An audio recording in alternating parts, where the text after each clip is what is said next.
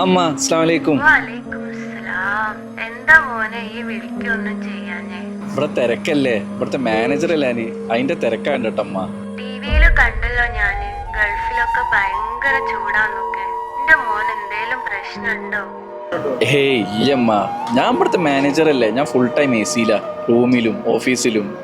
ആമ്മ പിന്നെ ഇവിടുത്തെ പുറത്തുള്ള ജോലിക്കാരെ കാണുമ്പോളാ പാവം തോന്നും. അമ്മ ഒരിക്കലൊരു ക്ലയന്റ് മീറ്റിംഗ് ഉണ്ട് കേട്ടോ, ഞാൻ പിന്നെ വിളിക്കാം.